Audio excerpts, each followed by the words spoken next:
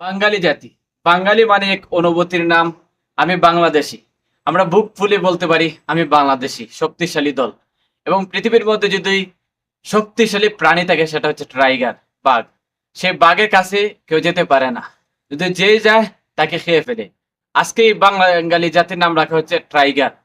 এই টাইগারদেরকে কোনোদিন কেউ হার মানাতে পারবে না।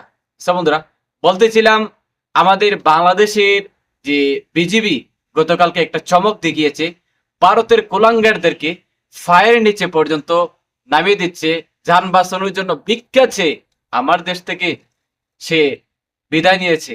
এটা আমাদের জন্য একটা ইতিহাস। ইতিহাস কোনোভাবে আমরা মুছে দিতে নয়, ইতিহাসটা আমরা মনে রাখতে হবে। ভবিষ্যতে প্রজন্ম যারা রয়েছে তাদেরকে শুধু এই পিকচারটা দেখাবেন, ভারতের কোলাঙ্গারদেরকে, দেখ তোরা বাঙালি জাতি কি করছে তোদের তোদের সেনাদেরকে।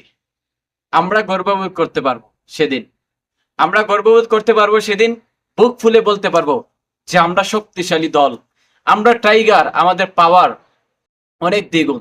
তোদের মতো নাস্তিক, তোদের মতো হিন্দুত্ববাদী, তোদের মতো কুলাঙ্গার আমাদের সাথে টক্কর দিতে আসিস না।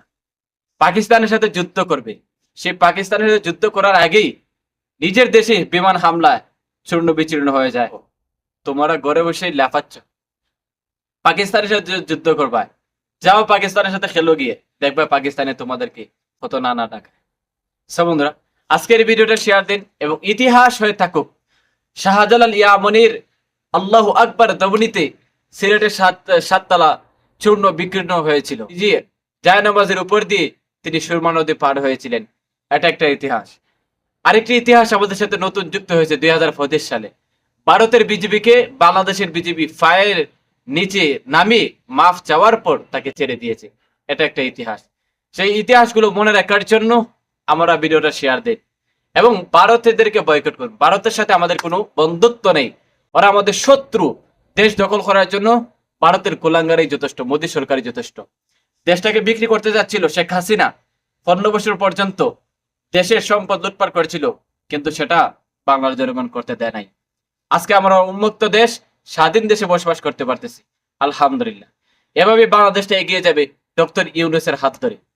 যারা যারা নির্বাচন করে লাফাচ্ছেন, তারাই আমি মনে করব নির্বাচন যারা আসতে যাচ্ছেন দেশের সম্পদ লুটপাট করার জন্য হয়তো আপনারা আসতে যাচ্ছেন, নয়তো আসার কোনো কথা নয়।